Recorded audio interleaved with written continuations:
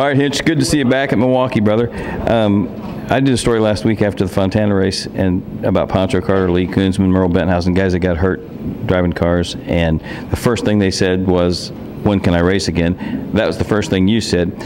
You just kind of feel, did your parents all say, what, why didn't you say, hey, how's everybody doing? But that was your first reaction. I don't know. We're programmed wrong, man. There's something very, very seriously wrong with all of us. But it's true. It's nature of the beast. The reason we get up in the morning is to go racing. And so as soon as I woke back up, that was the first thing that you think about, is when you can get back in the car.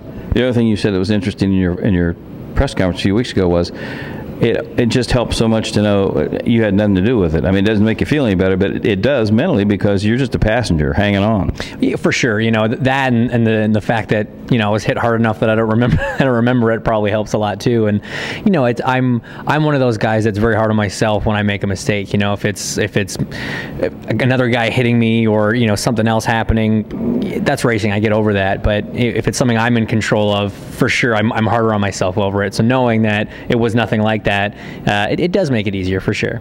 When you watched the Fontana race, were you happy you were on the couch or unhappy that you weren't in the car? Oh man, I wanted to be out there. I'm not gonna lie.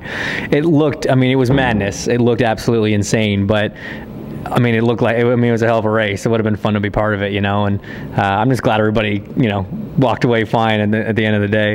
You kind of got an idea when Briscoe got out of the car after he flipped, and he said, man, that was fun. That was a hell of a race. He's not wired too good either, but that's what he felt like. Yeah, I've been in those kinds of races where even in the old car, when we were kind of still doing pack racing at the mile-and-a-half tracks, places like Kentucky, even in the lights car, when you're kind of racing like that at the mile-and-a-halves, there were times when it was fun, but we've also seen that there's a lot of reasons why we can't do it quite like that anymore, So I get it. I get the enjoyment factor. I know that, Marco got out saying that he had a good time and things like that. But yeah, it definitely kept me on the edge of my seat. When people see you, you look really good, and they say, okay, he should be back in the car in August. They should just tell the people without getting too technical.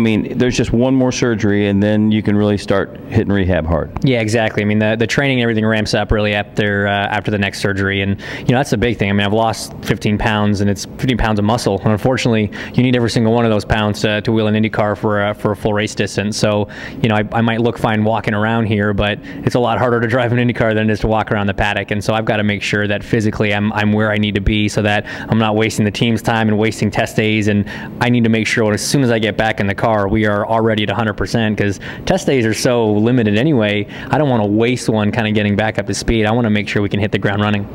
All right, he's lost 15 pounds, but not a spirit, not a sense of humor, and thankfully, not his good-looking girlfriend. I knew that was coming. Robin Miller for RACER.com. Good to see you, Hinch. Thanks for watching.